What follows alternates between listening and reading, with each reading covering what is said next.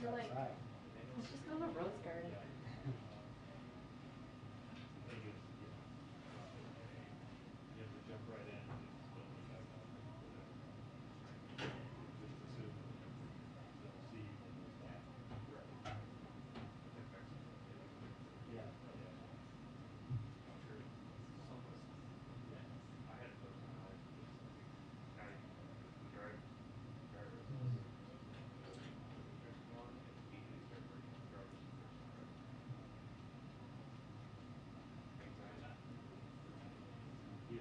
¿Qué estás, hombre?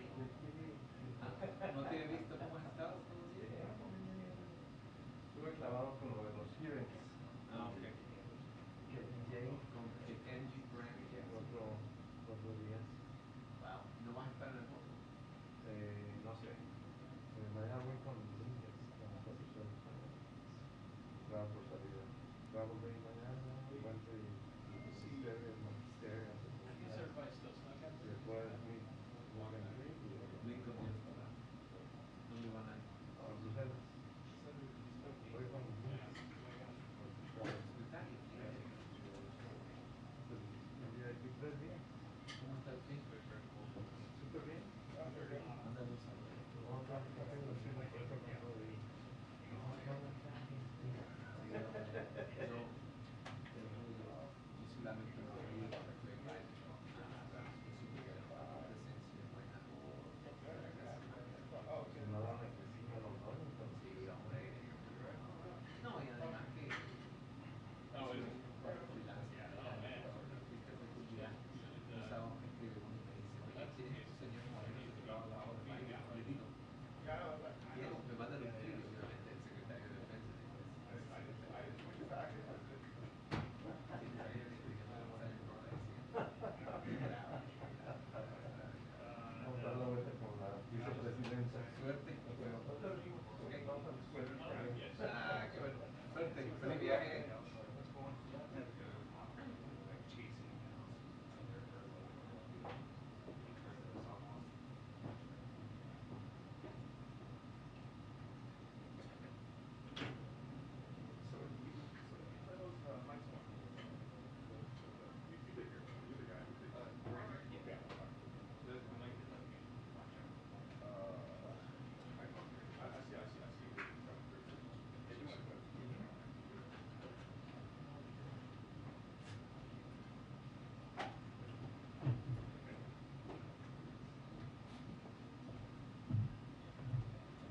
Checking 1, 2, 3, 4, 5, 6.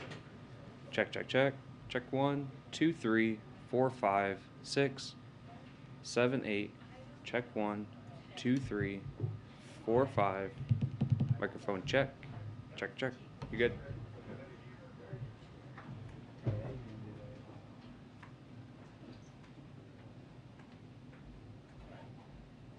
I thought it said until after 4 o'clock. You know what? Jumping the gun. You know what? Fortune favors the bold. I have a different schedule. Mine's more. Here's mine.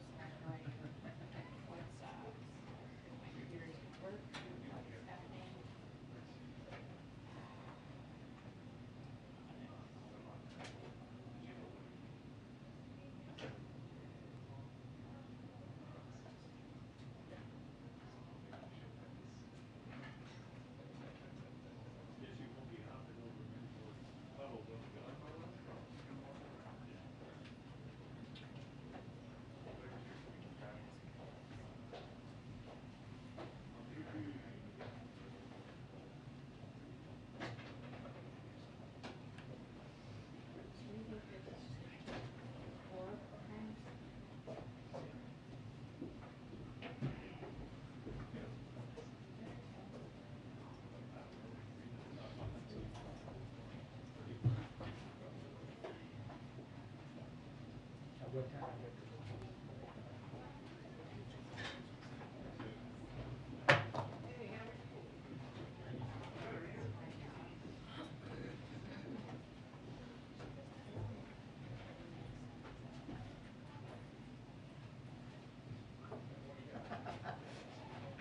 Is that just to you or is that to everyone?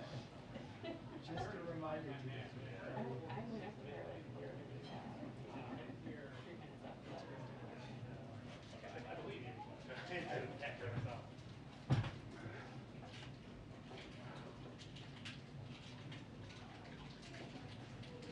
Hey, this is Joe. I'm actually looking for my recommends. We're all gonna get out. Makes her escape.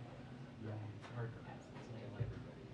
I always thought this temporary thing was so funny. Like, it's just kind of like, The circle keeps getting closer.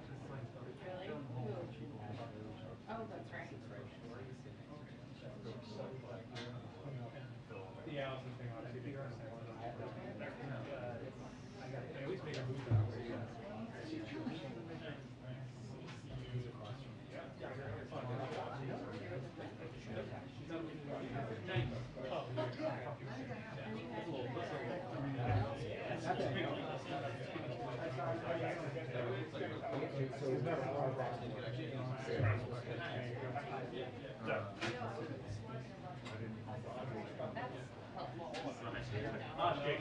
I had it in Jake.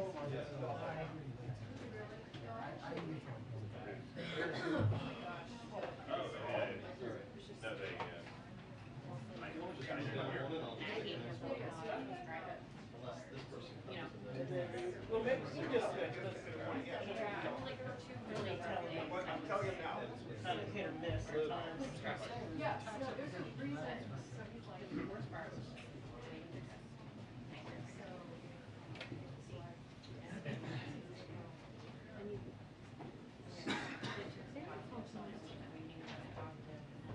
No, I've not heard of it.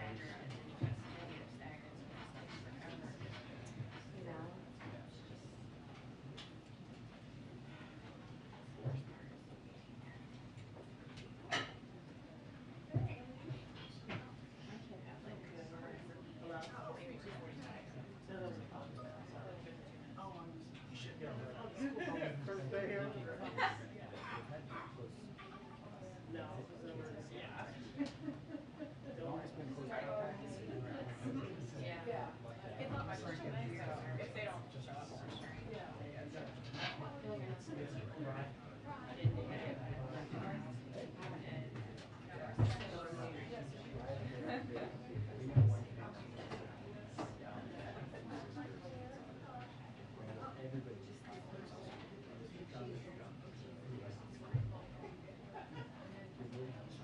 Nobody was like taking much of this, like, they all just had it. Yes, my daughter is so excited. Yeah. They were at she really went crazy when she saw her talk to these guys.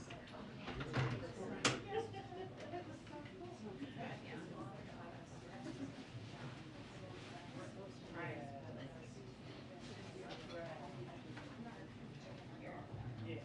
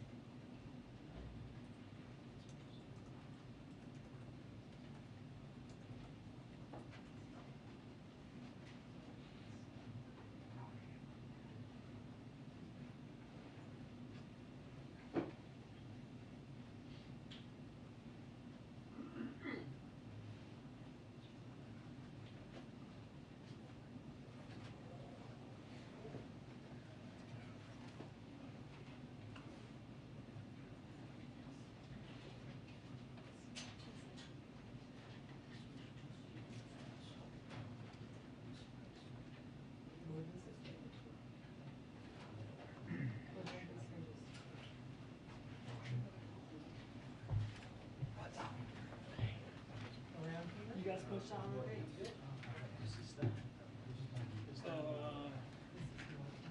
Mass.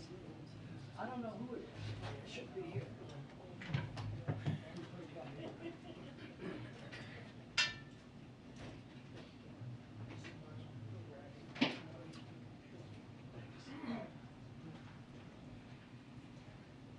This is Omar's. Oh, it is.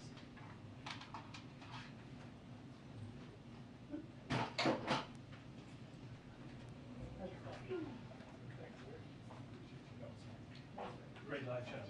That was awesome.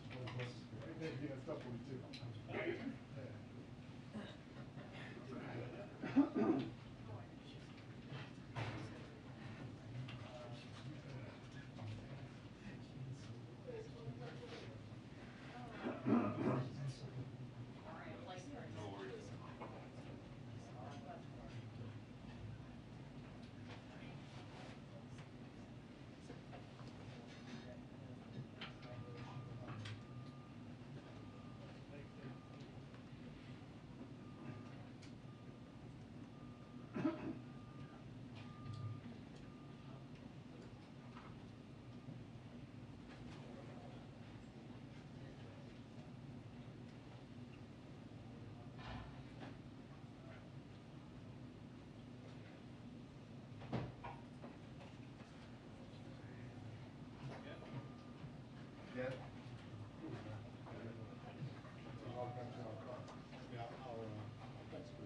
Is there a battery?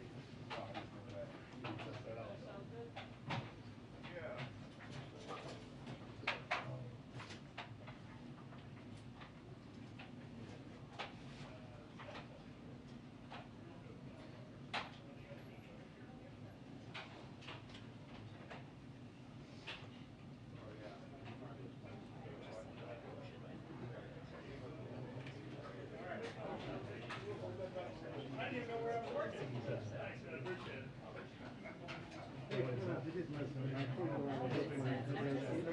The problem inside it was like, not really sure what. Dead and I'm not able to call you, but I will be there. Can you hear me now?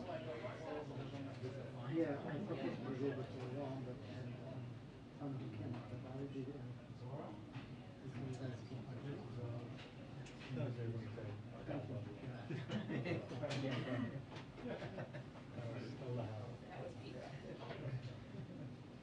That and the sanctions.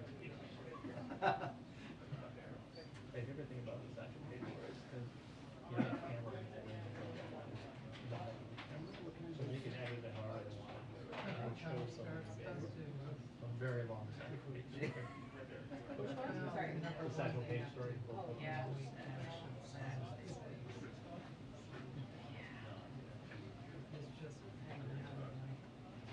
He was trying to say they were both old, but they're in their, still got a few hits left in them.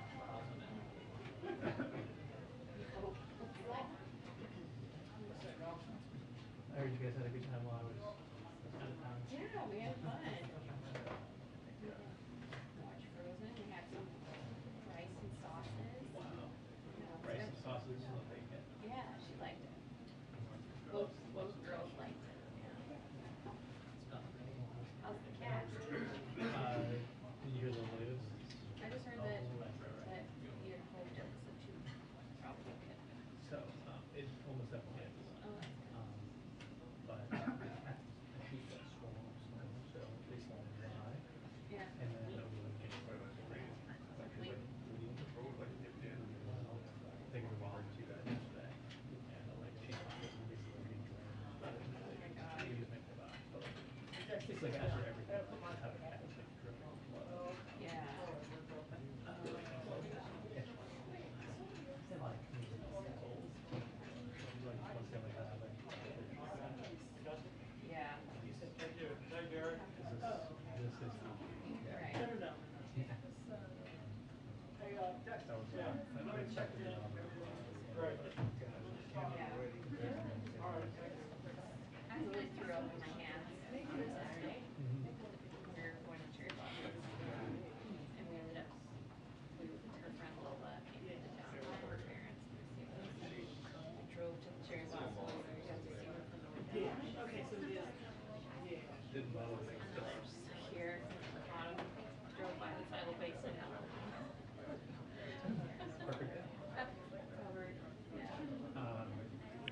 2-minute warning to briefing. 2-minute warning to briefing. Thank you.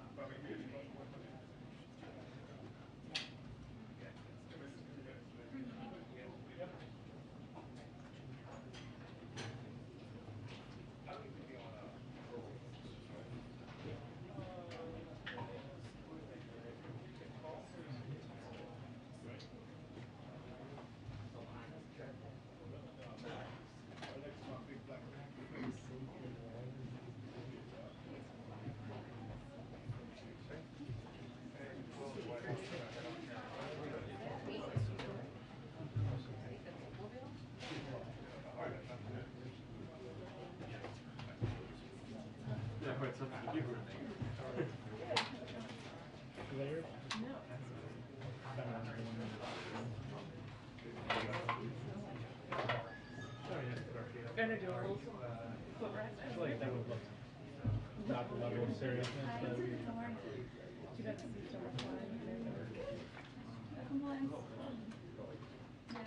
What's the problem when we move?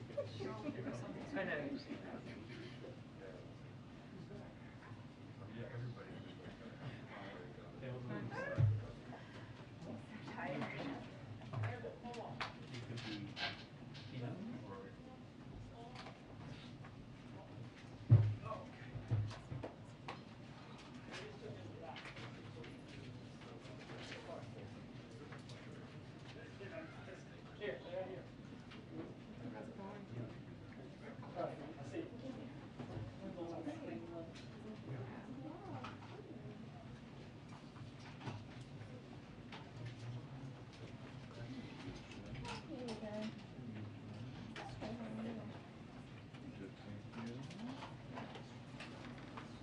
Hi, everyone. Okay, we have a return guest, Jake Sullivan, our National Security Advisor, who will give some brief remarks, take some questions, and then we will do a briefing from there. That'll turn over to Jake. Hi, everyone. I hope you guys are doing well. With apologies to Jen and to you, my remarks are not going to be so brief because I have a number of points I want to get through before opening it to questions. First, you heard the president today condemn in powerful terms the atrocities committed by Russian forces retreating from Bucha and other towns in Ukraine. The images that we see are tragic, they're shocking, but unfortunately, they're not surprising. We released information even before Russia's invasion, showing that Russia would engage in acts of brutality against civilians, including targeted killings of dissidents and others they deemed a threat to their occupation. And as the horrific images that have emerged from Bucha have shown, that's exactly what they have done. We had already concluded that Russia committed war crimes in Ukraine, and the information from Bucha appears to show further evidence of war crimes. And as the president said, we will work with the world to ensure there is full accountability for these crimes. We are also working intensively with our European allies on further sanctions to raise the pressure and raise the cost on Putin and on Russia. Today, I'd like to take a step back and talk about where we are and where we think we are going. Russia launched its invasion of Ukraine more than a month ago. When Russia started this war, its initial aims were to seize the capital of Kyiv, replace the Zelensky government, and take control of much, if not all, of Ukraine. Russia believed that it could accomplish these objectives swiftly and efficiently.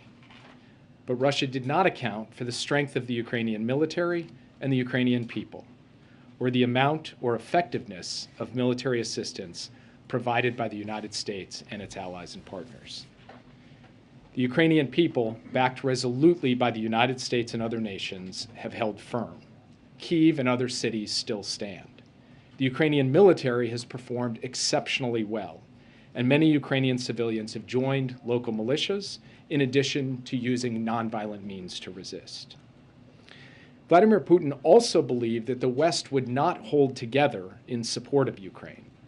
Russia was surprised that President Biden and the United States were so effective in rallying the world to prepare for and respond to the invasion. and after President Biden reinforced and reinvigorated Western unity at a series of summits in Brussels just 11 days ago, the Russians have now realized that the West will not break. At this juncture, we believe that Russia is revising its war aims. Russia is repositioning its forces to concentrate its offensive operations in eastern and parts of southern Ukraine, rather than target most of the territory. All indications are that Russia will seek to surround and overwhelm Ukrainian forces in eastern Ukraine. We anticipate that Russian commanders are now executing their redeployment from northern Ukraine to the region around the Donbass in eastern Ukraine.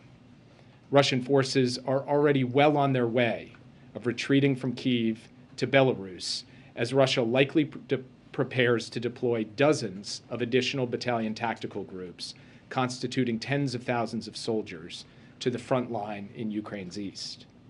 We assess Russia will focus on defeating Ukrainian forces in the broader Luhansk and Donetsk provinces, which encompasses significantly more territory than Russian proxies already controlled before the new invasion began in late February. Russia could then use any tactical successes it achieves to propagate a narrative of progress and mask or try to discount or downplay prior military failures. In order to protect any territory it seizes in the east, we expect that Russia could potentially extend its force projection and presence even deeper into Ukraine beyond Luhansk and Donetsk provinces. At least, that is their intention and their plan. In the south, we also expect that Russian military forces will do what they can to try to hold the city of Kherson, to enable their control of the water flow to Crimea, and try to block Mykolaiv so that Ukrainian forces cannot proceed to retake Kherson. In the north, Russia will likely keep pressure on Kharkiv. During this renewed ground offensive in eastern Ukraine, Moscow will likely continue to launch air and missile strikes across the rest of the country to cause military and economic damage, and frankly, to cause terror, including against cities like Kyiv, Odessa, Kharkiv, and Lviv. Russia's goal in the end is to weaken Ukraine as much as possible. Russia still has forces available to outnumber Ukraine's, and Russia is now concentrating its military power on fewer lines of attack. But this does not mean that Russia will succeed in the east. So far, Russia's military has struggled to achieve its war aims, while Ukraine's military has done an extraordinary and courageous job demonstrating its will to fight and putting its considerable capabilities to use. The next stage of this conflict may very well be protracted. We should be under no illusions that Russia will adjust its tactics, which have included and will likely continue to include wanton and brazen attacks on civilian targets. And while Moscow may be interested now in using military pressure to find a political settlement, if this offensive in the east proves to gain some traction, Russia could regenerate forces for additional goals, including trying to gain control of yet more territory within Ukraine. Now, as the images from Bucha so powerfully reinforce, now is not the time for complacency. The Ukrainians are defending their homeland courageously, and the United States will continue to back them with military assistance, humanitarian aid, and economic support. We know that military assistance is having a critical impact on this conflict.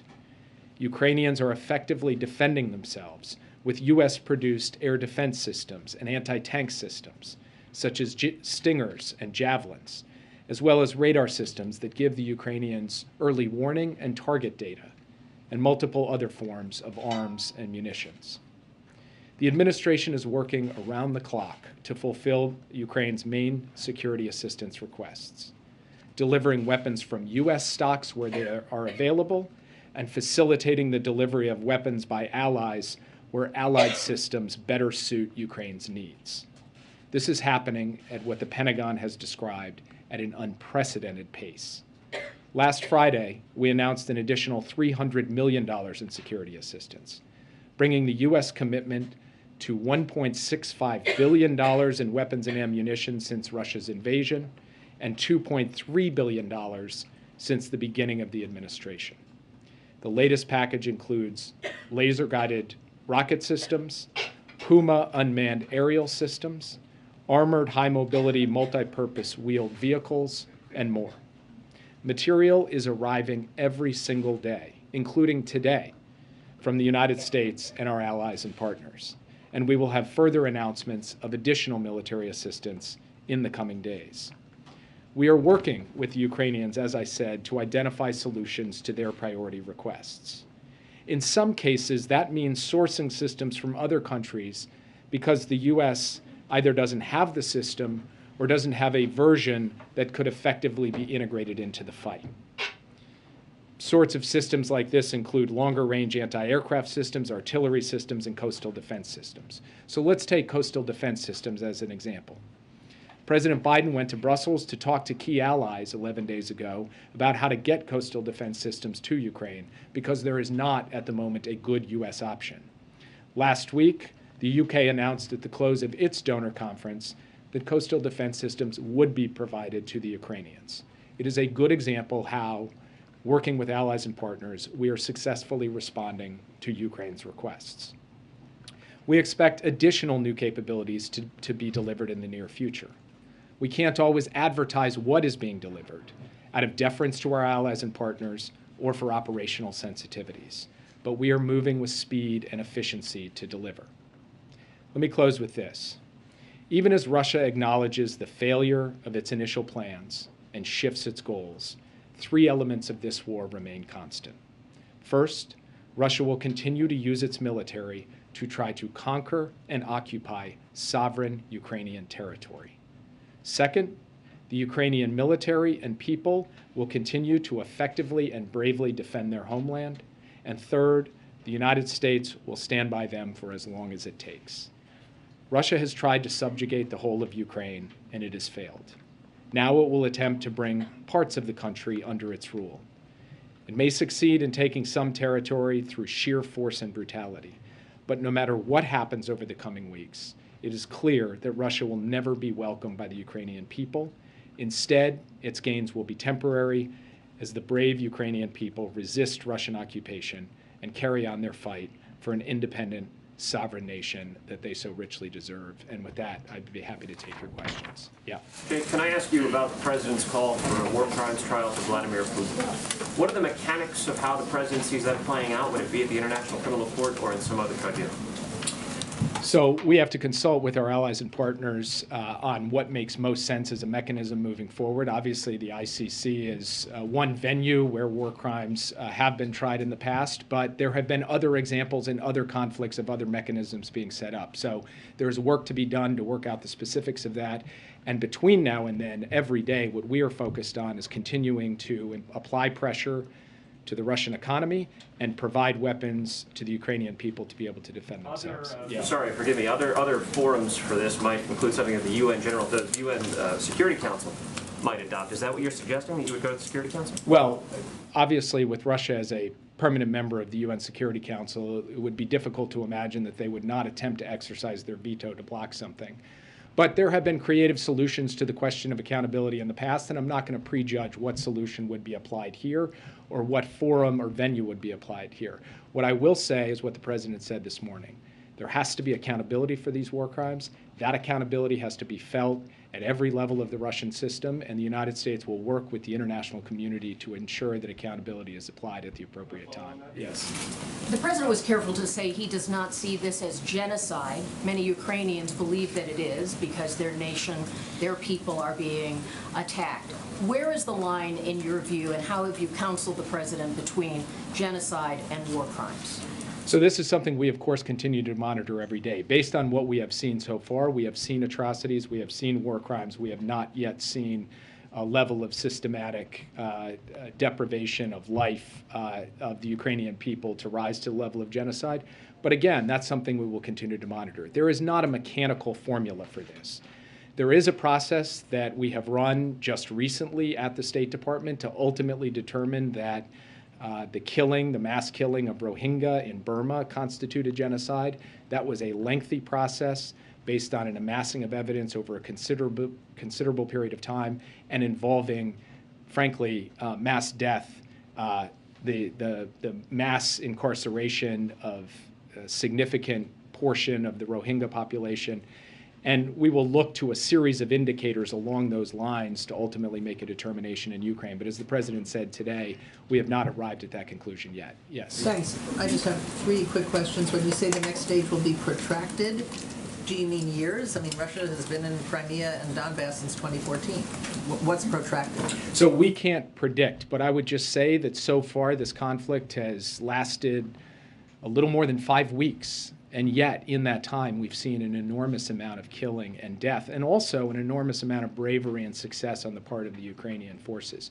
What I'm saying when I say protracted is that it may not be just a matter of a few more weeks before all is said and done. That first, quote-unquote, phase of the conflict, as the Russians have put it, was measured in weeks. This next phase could be measured in months or longer. In the beginning, the consensus seemed to be Russia was unstoppable. We just had to make the price as high as possible for them. Then new thinking is maybe Ukraine can actually win. Do you agree with that, and what would winning look like? So we believe that our job is to support the Ukrainians. They will set the military objectives. They will set the objectives at the bargaining table. And I'm quite certain they are going to set those objectives at success. And we are going to give them every tool we can to help them achieve that success. But we are not going to define the outcome of this for the Ukrainians. That is up for them to define and us to support them in. That's what we're going to do. And we do have confidence in the bravery, skill, and capacity of the Ukrainian armed forces and the resilience of the Ukrainian people. One quick thing on chemical weapons. The President and other allies have promised consequences without saying what they would be. Last time Russia used chemical weapons, there were sanctions, but not very stiff ones. Are you ready to define consequences? So I'm going to say the same thing I've said from this podium that the President has said from a podium down the hall in this same building, which is that Russia will pay a severe price. We have communicated to them directly. We have coordinated with our allies and partners, and I'm not going to go further in terms of the specifics here today. Yeah. The administration initially did not call this war crimes, and eventually they did after what they saw on the ground. Do you think that's going to be the case with calling it a genocide? Well, so first, it's not just that we sit around and debate terms and then ultimately decide to apply a term based against static circumstances. We watch as things unfold. We gather evidence. We continue to develop facts. And as we gathered evidence and as we got the facts together, we ultimately came to the conclusion that war crimes were committed. And in fact, I would say on this front, President Biden was a leader. He went out and said, Putin is a war criminal. And many of you raised your eyebrows at that. Many people out in the public raised their eyebrows at that. And now you see the scenes coming out of Bucha today. And so he's not going to hesitate to call a spade, to call it like he sees it, and neither is the U.S. government. So as the facts develop, could we see ourselves reaching a different conclusion on that question? Of course we could, but it's going to be based on evidence and facts as we gather it along the way. And 2 more quick ones for you. On the sanctions that the President was talking about today, should we expect those this week, or what's the timing? You can expect further sanctions announcements this week, and we are coordinating with our allies and partners on what the exact parameters of that will be. But yes, this week we will have additional economic pressure elements to announce. Thank you. And my last question quickly, you keep using the word retreat instead of reposition. How much is that in part due to the spring conditions, the muddy conditions that are on the ground in Ukraine? The reason I use the phrase retreat is just kind of quite simple common sense. It's not some fancy technical military term. It's a term that all of us understand, which is if you run pell-mell for an objective and you get stopped and then you start to get beaten back and then you withdraw, you pull out, that's what I would call a retreat. That's what happened to the Russians in Kyiv. They attacked Kyiv, they failed, they started to get beaten backwards by the Ukrainian military, and they ultimately retreated back across the border into Belarus. Now, with those forces, as I said in my opening comments, they are not intending to stand pat. They are going to reposition those forces to go after a different objective, a scaled-down objective, but nonetheless a dangerous and disturbing objective, which is to conquer and occupy territory in eastern Ukraine. And now it's our job to help the Ukrainian people have the tools they need to be able to stymie that objective. That is what we're intent on doing at this time. I know you're not willing to call it a genocide, but does the U.S. government have information that you can that you can use to independently corroborate Ukraine's allegations about atrocities in Bucha? So we have obviously got access to a lot of the information that you all have. We also have information that the Ukrainians have provided us directly, and we will also work with fact finders, independent fact finders as we go forward to get to a level of documentation that allows us to help build very strong dossiers of evidence for war crimes prosecutions, and that is what we intend to do.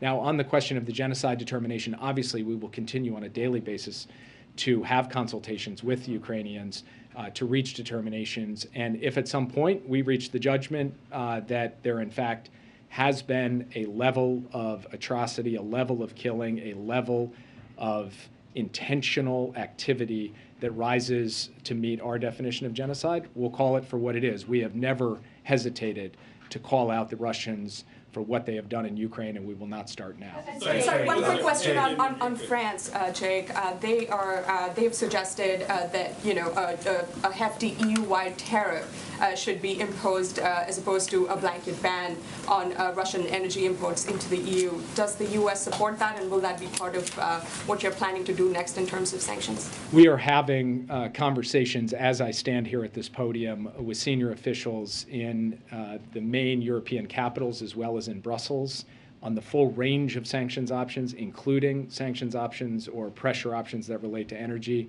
I'm not going to negotiate that out at this podium. We want to make sure that we're able to pull together a consensus along with the rest of the European Union. The Kremlin is denying the images out of Bucha, saying that they don't show any kind of apparent execution.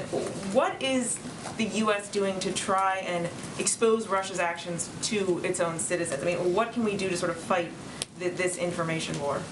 Well, first, I would note that the Kremlin is working overtime to close down the information space inside of Russia, which is not exactly the action of a strong and confident government that feels really good about the story that it would be telling if it were allowing independent news sources to come in.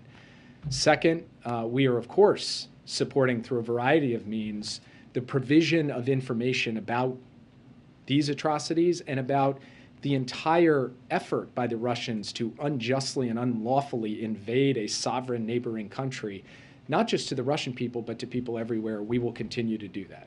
And just to be clear, is it your sense that the atrocities that we're seeing in Bucha are based on orders coming from Putin or his senior military officials, or is there a chance here that this is sort of Russian forces acting on their own, and is there even a distinction? I don't want to get into the specific intelligence related to Bucha at this point, but what I will say, as I said at the outset, is even before the invasion happened, we shared information with the public, with the press, including from this podium, that Russia was intending, as a matter of policy, not as a matter of one guy in a unit in a suburb of Kyiv, but as a matter of policy in this war, to kill dissidents, to kill those who caused problems for the occupation, and to impose a reign of terror across occupied territories within Ukraine. That is what we are seeing play out. So no, we do not believe that this is just a random accident or the rogue act of a particular individual. We believe that this was part of the plan. We declared it from this podium as part of the plan, and now we are seeing it play out in real life in living color in these terrible, tragic images we are seeing come from Bucha. Yeah. Thanks. So I know you don't want to talk about possible venues for a war crimes trial, but can you talk a little bit about the evidence gathering aspect of it? That's going to be crucial to combating disinformation and what Russians will say that Ukrainian rebels are fighting us. That was legitimate warfare. What happened? That could be a tactic they're taking. So can you walk us through the evidence gathering, who's doing it, other people on the ground gathering evidence? How long does that take to sort of build a case, and what does that look like?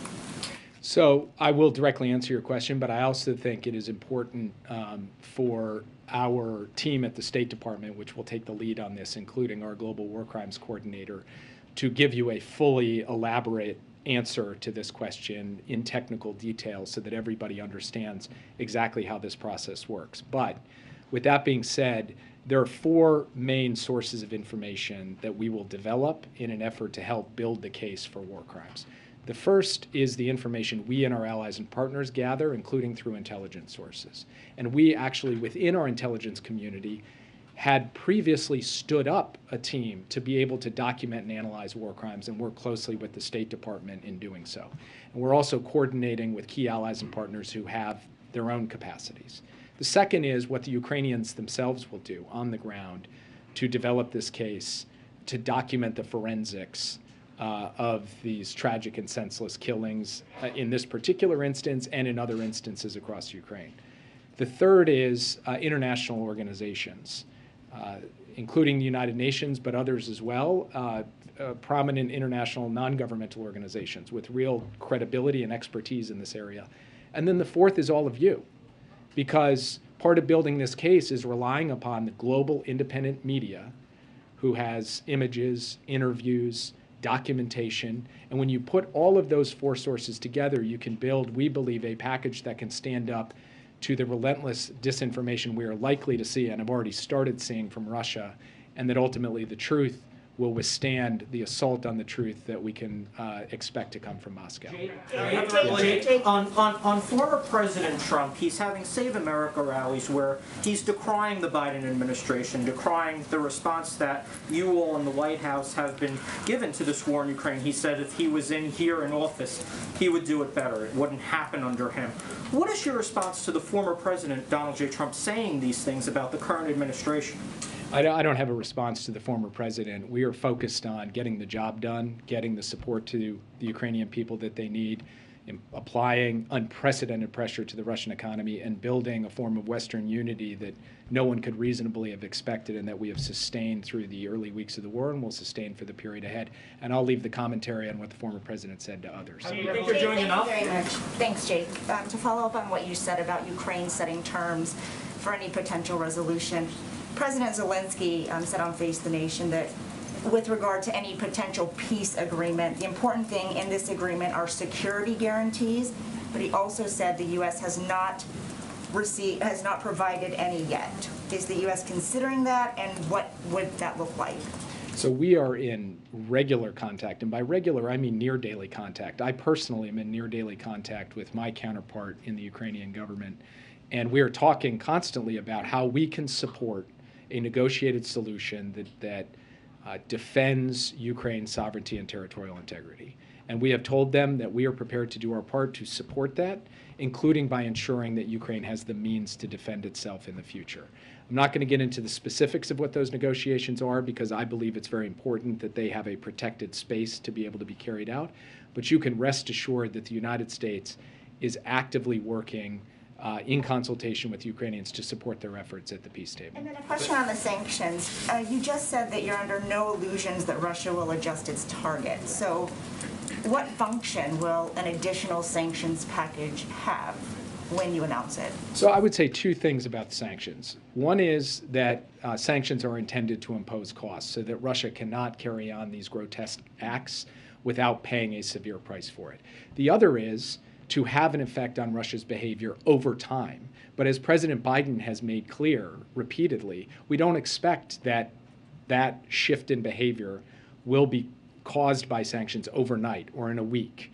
It will take time to grind down the elements of Russian power within the Russian economy, to hit their industrial base hard, to hit the sources of revenue that have propped up this war and have propped up the kleptocracy in Russia.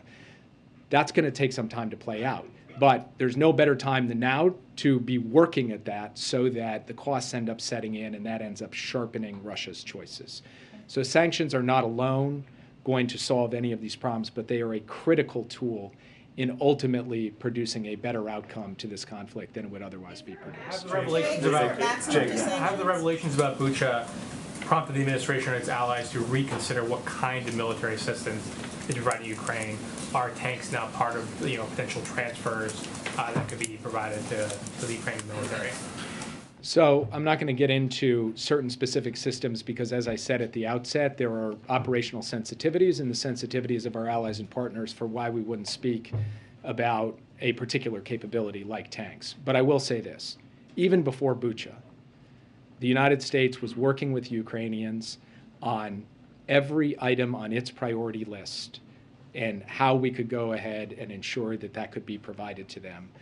The only capability that we have discussed with them where there has been a difference in perspective that has been played out in living color in this podium many times over has been the question of direct facilitation from a U.S. airbase in Germany into contested airspace over Ukraine of MiG-29s. Otherwise, before Bucha, we were working with them on a wide range of capabilities, including some capabilities that people here were writing we weren't prepared to provide. That wasn't right. Now, it's hard for me to correct the record in every case because for very good reasons, some of these systems we cannot advertise. We cannot talk to you all about. But what I want to make clear, as I said at the outset, is the extent and depth of effort to acquire and transfer a variety of advanced weapons capabilities is extraordinary, it is unprecedented, and it has been ongoing from well before the terrible images came out. The International Criminal Court is one of the reasons why the U.S. is considering alternate venues because the U.S. is not a signatory. And does that undercut the U.S. push to hold Putin accountable with a war crimes trial of some kind when the U.S. is not a signatory to the International Criminal Court? The U.S. has in the past been able to collaborate with the International Criminal Court in other contexts, but despite not being a signatory. But there's a variety of reasons one might consider alternative venues as well beyond the specific relationship between the U.S. and the ICC. Most importantly, this is not a decision the United States is going to make by itself. We're not going to make the call out of Washington for the appropriate venue for accountability. That is going to be done in consultation with allies and with partners around the world, and I don't want to prejudge those conversations. They're ongoing. And what I can communicate is the very real, sustained, and committed proposition that the United States has that we are going to ensure that there is accountability. Yeah, I'll just take one more. Yeah. The U.S. had rejected Poland's plan for a peacekeeping force to protect civilians. Is that something that's being reconsidered given what we've seen of these atrocities? And is there any talk among the allies to do some sort of force to help protect the civilian population? So I don't quite accept the premise of the question. There have been various peacekeeping proposals floated. None of them have ever been given full shape or been kind of formally put forward and suggested should actually be implemented. And so we continue to consult with our allies and partners, including Poland, on what makes sense going forward. We have not yet seen a proposal that actually has been fleshed out that could be operationalized. The one thing that the United States has made clear throughout this is that it is not our intention to send U.S. soldiers to fight Russian soldiers in Ukraine, but in terms of the supply of capabilities, in terms of other steps to support the Ukrainians, and to do our best to protect civilians in Ukraine, we continue to look at every possible option, including in consultation with our partners on that. And I'll leave it there. Thank you, guys. Thank you, Jake, so much for joining us. Thank you. Come again, please. He will, I'm sure. He's probably our most frequent guest. I don't know if you get, I probably owe him something for that. Okay, a couple of items for all of you at the top. Today, Vice President Harris and administration officials announced the Biden-Harris Action Plan for building better school infrastructure. By leveraging funds from the Bipartisan Infrastructure Law and the American Rescue Plan, this action plan will activate the entire federal government to support students' health and learning, from upgraded HVAC systems to electric school buses, from on-site solar energy installations to safe routes to school. Also wanted to note, in light of the President's event on trucking, a couple of details or facts for all of you. 2021 was the best year for trucking growth, jobs growth since 1994, and December 2021 through February of 2022 was the best 3-month stretch for long-distance truck hiring since the 1990s. Thanks to the efforts of the Department of Transportation, we doubled the issuance of commercial driver's license issuances in January and February 2022 compared to the prior January and February of 2021. And over 100 employers, including Domino's, Frito-Lay, and UPS, launched registered apprenticeship programs in the past 90 days. This could result in more than 10,000 additional apprenticeships nationwide, which of course get more people, more truckers trained, more trucks on the road, more goods moving around and onto shelves across the country. Also wanted to note, I think you all saw this, but just to confirm for all of you, tomorrow the President and Vice President will be joined by former President Obama to highlight how the Affordable Care Act continues to lower health care costs for American families. This will be the first time former President Obama returns to the White House since leaving office. Since we've taken office, since President Biden has entered office, we've taken big steps to reduce health care costs and expand access to health care for the American people. And how President Biden and former President Obama both see the Affordable Care Act is an example, a shining example of how government can work for the American people. Not only did it ensure that millions of people had access to affordable health care, but it has been an opportunity to build on that and make changes and make improvements over the course of time, which of course is what they will talk about tomorrow. But even since the president took office, through the American Rescue Plan, we lowered premiums for 9 million Americans, the biggest expansion of affordable health care since the ACA. We've made affordable health coverage more accessible during the pandemic through the opening of the special enrollment period, which enabled nearly 3 million Americans to have access to newly sign up for coverage under the ACA.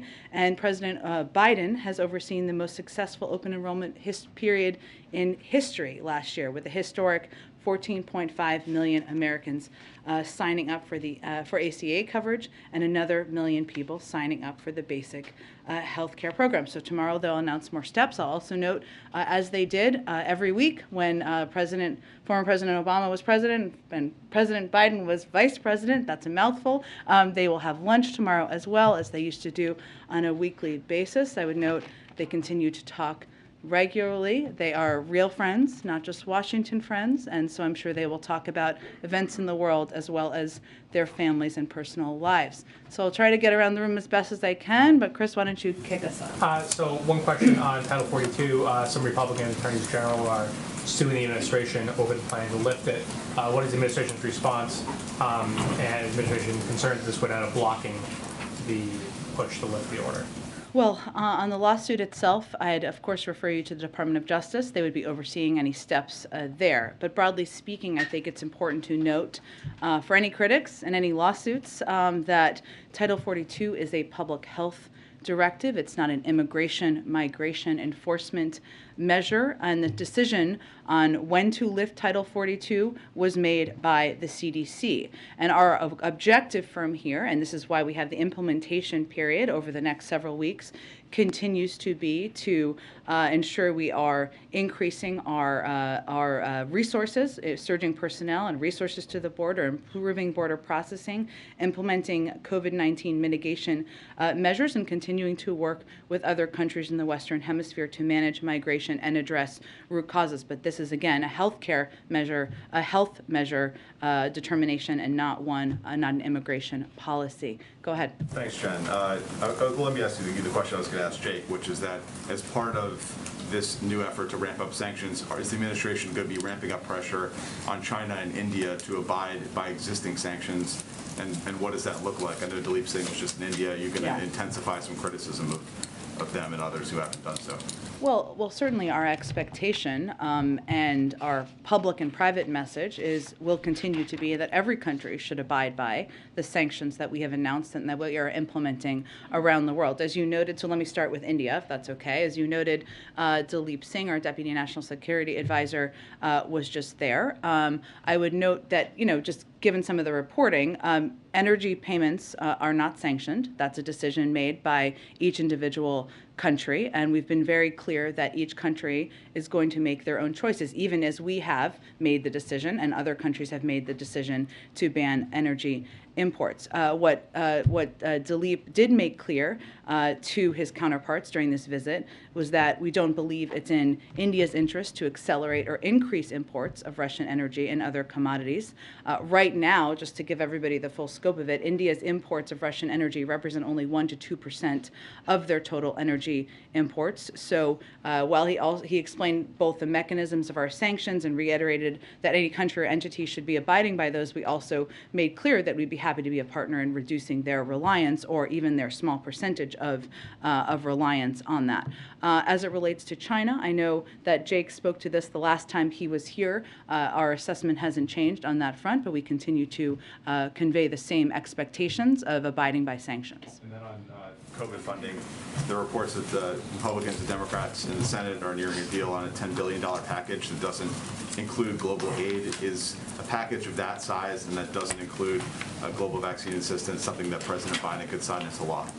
Well, let me first say that we are encouraged by the strong progress that Congress is making in finalizing a deal, not yet final, but finalizing a deal to fund some of our most very urgent COVID response needs. I would remind everyone that what we had requested was $22.5 billion, not $10 billion, in order to achieve a number of objectives, including securing enough booster shots for the general population, purchasing more monoclonal antibodies and Evusheld for the immunocompromised, maintaining our testing capacity, getting shots in arms abroad, to go to your question, and funding for variant-specific vaccines if needed.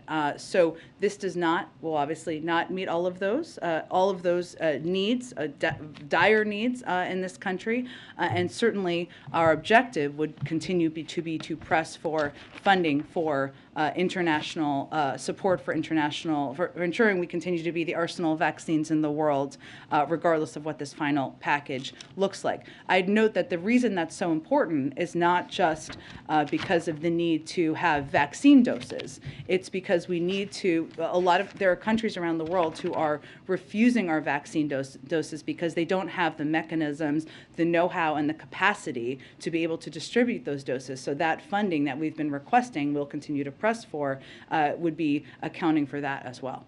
Can I note one more last thing? Sorry, I've got a lot on this. I would also note that as you're watching Congress and the Senate, there are a wide number of Republicans who have called for funding for and called for ensuring that we continue to be the arsenal of vaccine distribution around the world. They don't use that exact phrase, but basically that's the basics, including Senator Graham, who said, I support the effort just in June of last year of the Biden administration to donate vaccines to at-risk populations throughout the world.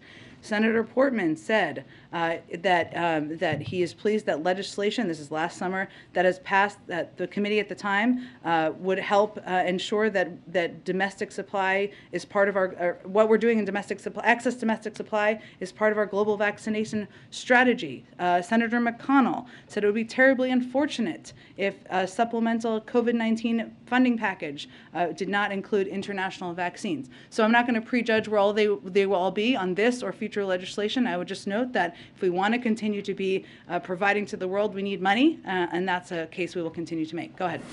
Ukraine's prosecutor general just suggested that there's more gruesome evidence of the aftermath of Russia's occupation around Kyiv, saying that the worst situation may in fact be in Borodanka. I apologize if I don't pronounce that correctly, but do you have a sense of how widespread this may be in the Kyiv region? I mean, I know Jake just said that you're going to continue to see these kinds of brazen attacks, but what more can you tell us about some of these other areas that we may be hearing about? I don't have a new or additional assessment. This is something we will continue to gather information on, and Jake obviously outlined the number of ways we will do that, both by intel gathering, working with our partners and allies around the world.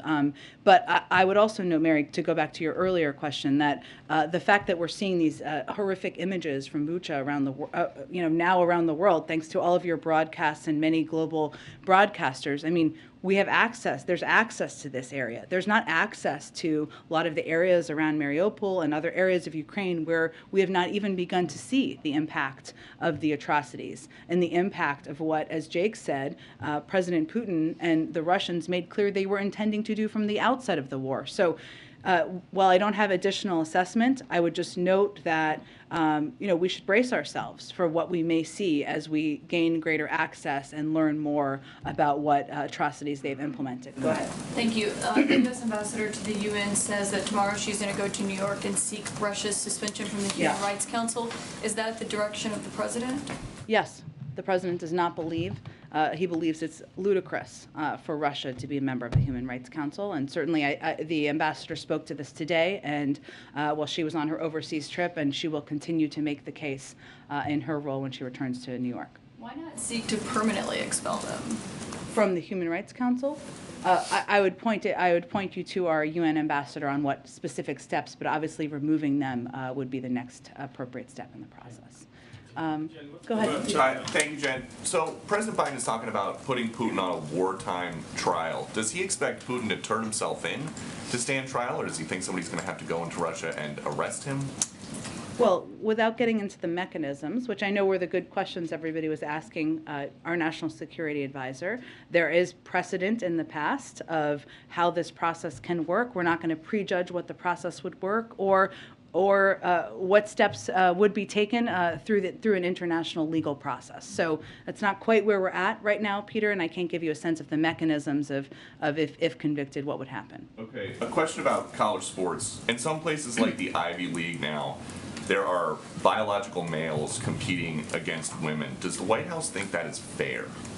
Well, I would note that we're not the governing body for the NCAA or any other system out there that I believe you're probably referring to the case over in swimming in the NCAA. We understand how important sports are to student athletes across the country, but the NCAA obviously puts these policies in place.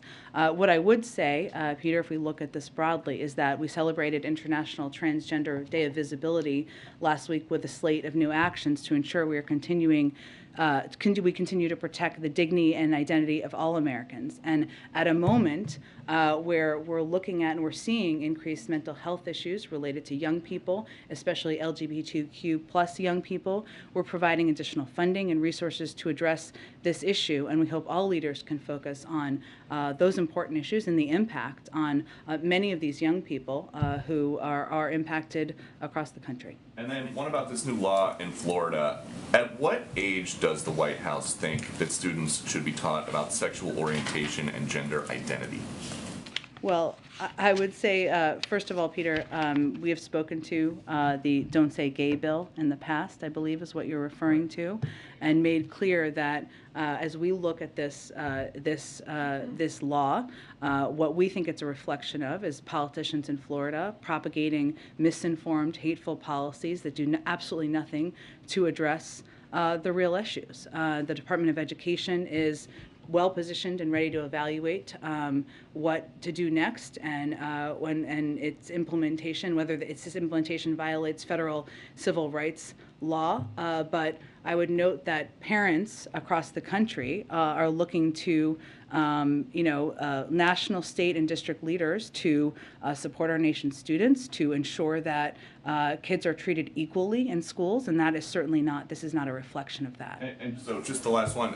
So if you guys oppose this law that bans classroom instruction about sexual orientation and gender identity in K through 3, does the White House support that kind of classroom instruction before kindergarten? Do you have examples of schools in Florida that are teaching kindergarteners about sex education? I'm just asking for the president's Well, I think opinion. I think that's a relevant question, because I think this is a politically charged, harsh law that is putting parents and LGBTQ plus kids in a very difficult, heartbreaking circumstance. And so I actually think that's a pretty relevant question. Go ahead. On the Ukraine atrocities, Jake referenced some of the images that all our news organizations have been gathering. Is the administration able to gather and document other cases that you have assembled that we may not be aware of in terms of this collection of data on war crimes, rapes, murders, things like that we have not yet seen? Is there more data on the ground, you mean? Yes. So I'm sure you've seen, Kelly, that the EU announced their intention to send a team there, which obviously hasn't happened yet, but that was an announcement made earlier today. Certainly through intel gathering, we likely do have access to different types of information. We've declassified a range of information over the course of time, which I would expect we continue to do. We will continue to do. Right now, I can't give you an assessment of what we may know that you don't know, but I would just say and reiterate what Jake said, which is we're going to use every tool at our disposal we can.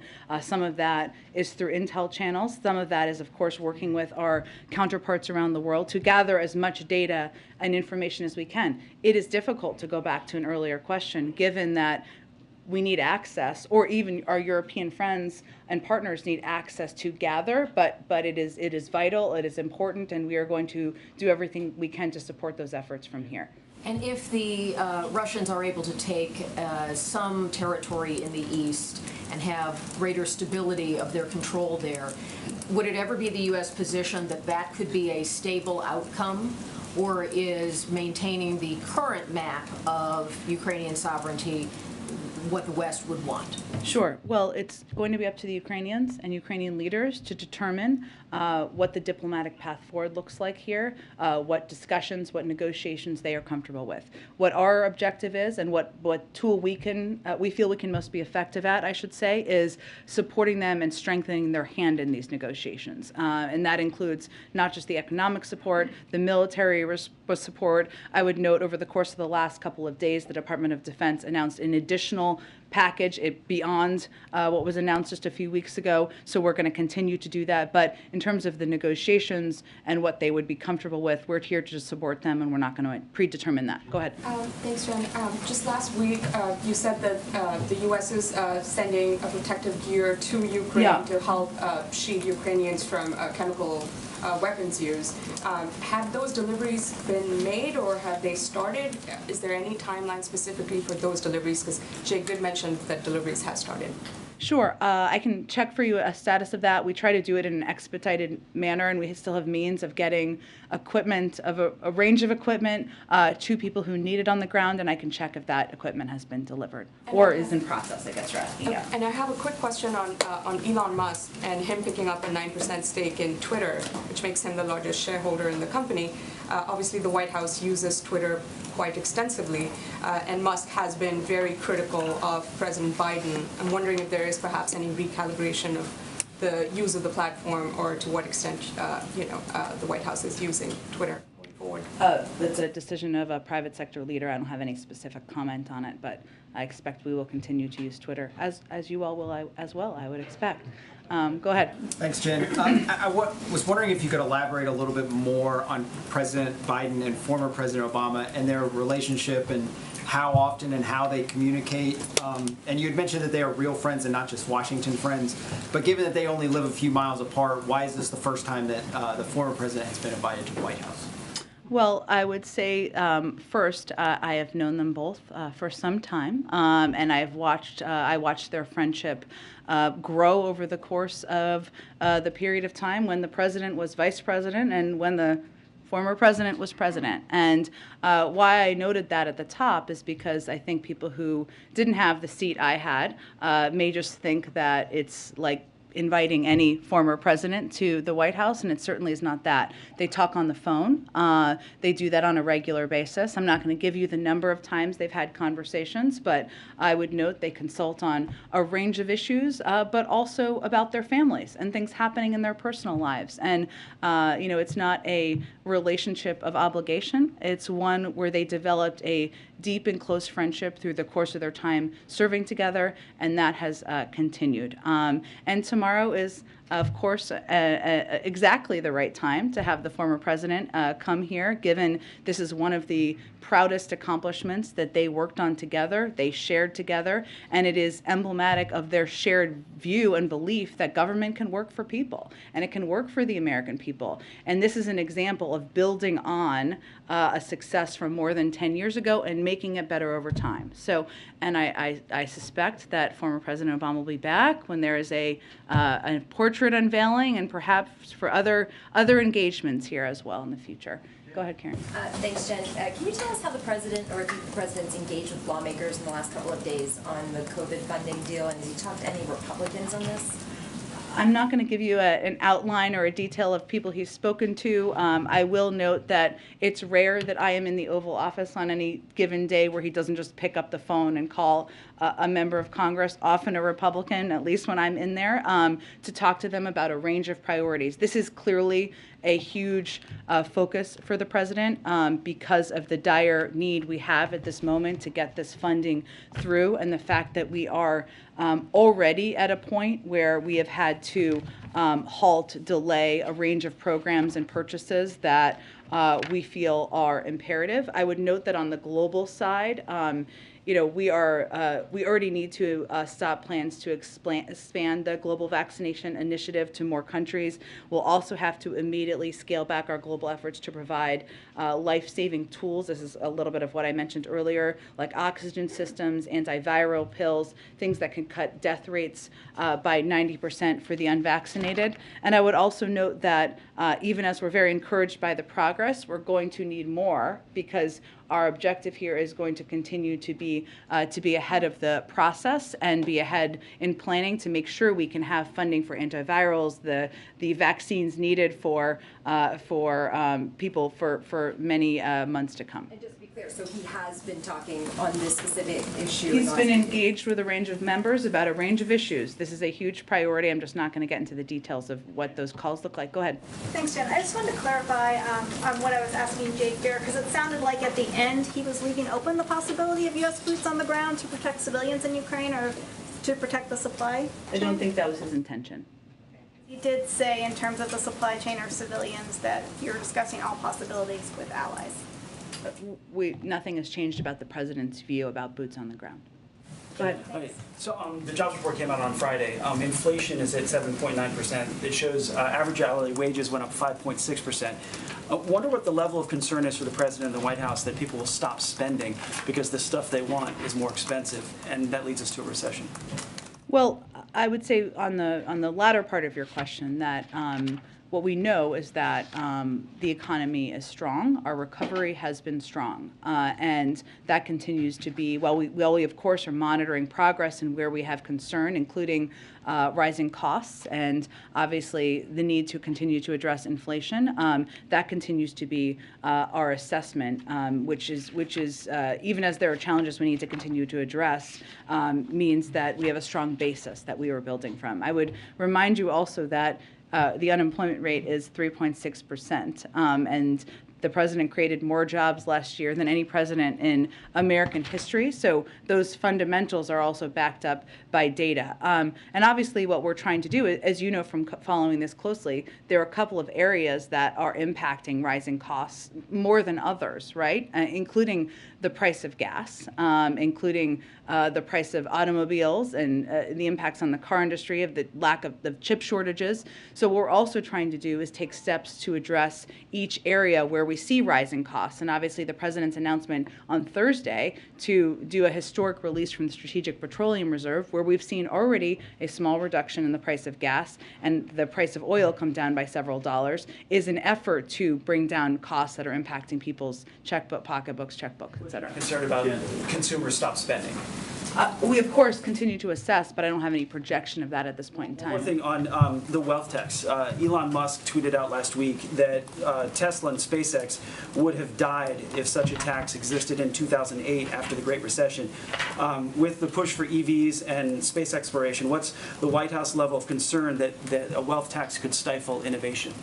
Well, I would first say that, right now, America's teachers and firefighters pay a higher tax rate than billionaires. I don't even think Elon Musk probably thinks that's fair. I don't know who thinks that's fair. It's not fair, and that should not be the case.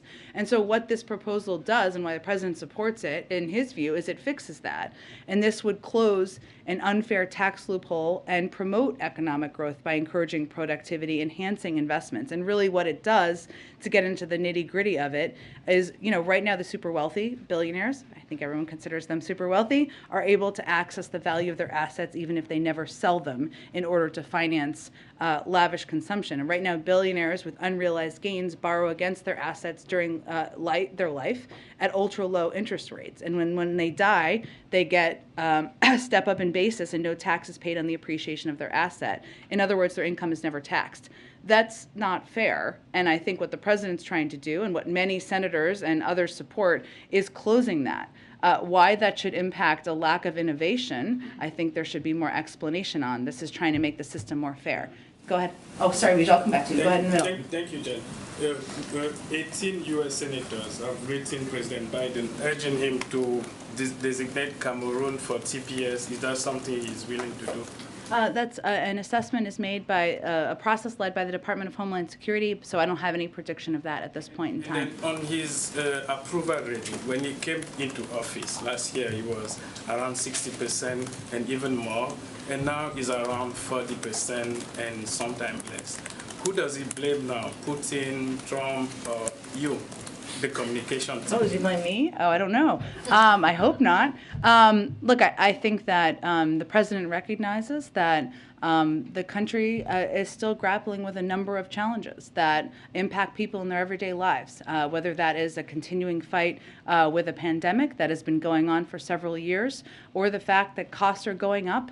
Some of those are a result of the actions of President Putin, yes, as it relates to gas prices, but others are related to impacts of COVID-19 and impacts on the supply chain. So what our focus is, and his focus continues to be on solutions to address these challenges and keeping our heads down and trying to continue to deliver for the American people. Go ahead, Weijia. Thanks, Jen. Shifting to Russian billionaires, because today the DOJ announced the seizure of that huge $90 million yacht. Is there any evidence that zoning in on Putin's close allies in this way, seizing their assets, is having an impact on his calculations?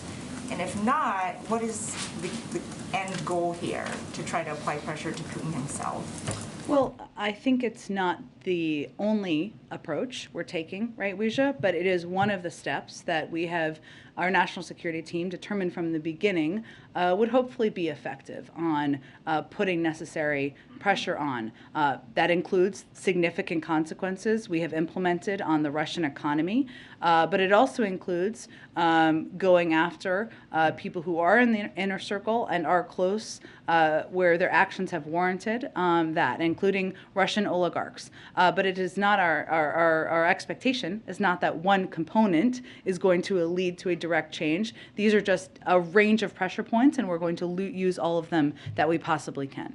So what is the hope that this particular action will take? Because we're seeing so many images of yachts around the world being seized, other assets being seized. Well, again, it's one of several actions we're taking, and I think if you look at the totality of it and the pool of the actions, the Russian economy has been on a downward spiral. There are businesses, private sector businesses around the world have pulled their business and their investments out of Russia. They are isolated from the world. The oligarchs are isolated from the world. All of these are meant to be consequences and meant to, of course, impact the calculation over the longer term. Just one quick one on the president's announcement last week about the strategic supply of oil. Yep.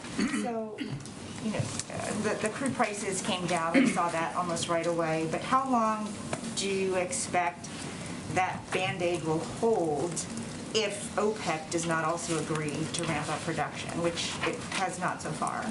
Well, here's how you should look at it. It was intentionally done as 1 million barrels a day over the course of 6 months because we knew there needed to be kind of a gap filled for that period of time, where our expectation and hope is that there could be greater production by the oil companies over that course of time. There are also steps, as you've seen, this is a coordinated release around the world, and there was an announcement last Friday about that as well, by other countries to help fill the gap that we see from Russia and from the fact that their oil is not contributing as much as it had historically onto the global marketplace. And obviously, oil prices are global. I mean, it's a global marketplace. So we're already seeing, as you said, a reduction, but this is meant to be a 6-month effort to kind of bridge the gap in many ways for that period of time and ramp up production in a range of ways. Yes, you referenced OPEC Plus, but also other countries last Friday announced their plans and their intentions to release more oil to help meet the supply needs on the market. That's what we're intending to do here, and we're going to continue to look at many ways to achieve that objective. Go ahead. Iran over the weekend said that a deal was close. We heard something different from U.S. officials only days before that. So what is the current assessment of that deal? Well, our assessment is that the onus for concluding this deal is squarely on Iran. Together with our European allies, the United States has negotiated the roadmap for a mutual return to compliance through the Vienna talks.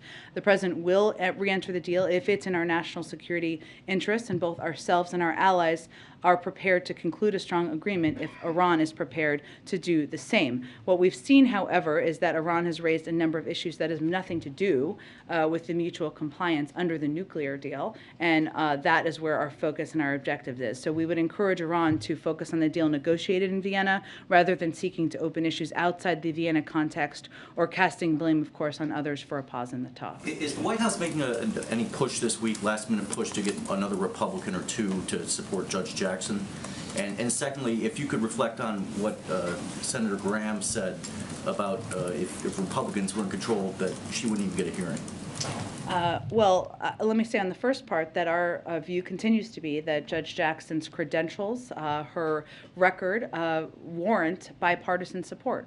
We've seen some of that to date, but certainly we're going to continue to work the phones up until the last moment here, but I can't make a prediction for you on what the end result of that will be. I would say on Senator Graham's comments, I think the best questions are probably posed to Senator Graham. I would remind you all that he has previously voted for Judge Jackson when her record and her credentials were exactly the same as they are today. So it seems like there's more questions that could be posed to him. Go ahead. As a follow-up on the Supreme Court confirmation hearing, Republicans have said that they wanted to, this would be a respectful and fair process, and it's been very contentious. Given Senator Graham's comments, what do you think is the nature of the Supreme Court as we look ahead for future, not just this Supreme Court nominee, but for future nominations, given the contentious comments from Senator Graham? Look, I think that our view continues to be that qualified nominees, those who meet every objective bar of qualification, of background, should be considered and treated with fairness as they go through the process. That's how President Biden is going to continue to operate, and that's how we would expect every member of the Senate to continue to operate. So obviously his comments are disappointing, but our focus needs to continue to be on supporting Judge Jackson and her path to the Supreme Court. Go ahead. Jen, I wanted to ask two questions, one about refugees and one about the Supreme Court. Sure. On refugees, the 100,000 number that the president put out when you all were in Europe. Yeah. Can you talk about how you arrived at that number and what preparations are being made at this point to accept those refugees? I haven't seen the State Department really put out a lot of detail yet.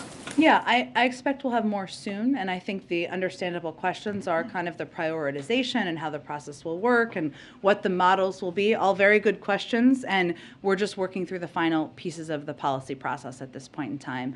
In terms of the number, it doesn't mean we will reach that number. As you know, while there have been a startling number of refugees, individuals who have been kicked out of their homes because of the Russian invasion of Ukraine. The vast majority of them want to stay in neighboring countries, and that continues to be our expectation. But this is just an effort for us to play a role beyond the historic amount of humanitarian assistance and support we're providing to neighboring countries to ensure that we can find a pathway for those who want to come to the United States to come here too. But we're still finalizing the policy details, and hopefully we'll have more soon on that for you. Go ahead. I wanted to ask one more on the Supreme Court. Yep.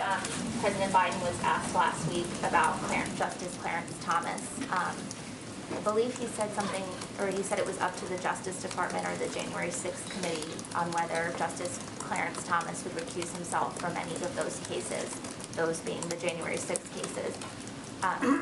Judicial ethics mean that the Supreme Court justice generally makes his own decision on recusals. Does the president still agree with the view of the Justice Department or January 6th committee should decide? Has he taken a position at this point on whether Justice Thomas should recuse himself? That's a decision up to the Supreme Court. We don't have an additional position from here. Go ahead. They were friends from the time they were on Foreign Relations Committee together. So in terms of Japan has the largest number of U.S. troops, is there some way that they could be involved as a country that also went through war with this current situation in Russia, and do you know if they've been included in some of these discussions going forward? I know that that they have been included in a part of the conversations, including during President Biden's recent trip to Europe, and that our partnership and friendship with Japan continues as we discuss how to help support Ukraine through the invasion, Russia's invasion. Go ahead. Okay, we have one or two more here. Go ahead. Amid the Ukraine crisis, we know United States and Russia are still working together on Afghanistan issues. Actually, last Thursday, March 31st, there's a meeting in China with the U.S., China, and Russia delegations over this issue. Can you describe the working relations between U.S. and Russia on this meeting, and what's China's role on it? Do you worry China might take advantage of the tension between U.S. and Russia right now? And just so I make sure I'm unpacking your question and what you're asking about, you're asking about a meeting on Afghanistan between Russian, U.S. and Chinese officials. Yes. I would really point you to the State Department. I'm happy to get more details on it and see. I would note that Russia and China are both members of the P5+1, and obviously we're continuing to pursue a diplomatic deal there as well. So there are other examples of us working even as we are horrified by the atrocities in Ukraine. Okay, last one. Thank you, Jen. Moments ago, you said that it was ludicrous that Russia would be allowed to sit on the UN Human Rights Council. I'm wondering if the president wants to see China remain on that Human Rights Council as well, given that his administration has already made a determination that China's engaged in genocide against the Uyghur people. Well, our focus right now on the international stage on this question is on Russia, given the invasion of Ukraine and given what we're seeing, the photos from Bucha, others that we may see in the future. Obviously, we will continue to press publicly and privately where we have concerns about human rights violations, including as it relates to China. Thanks so much, everyone.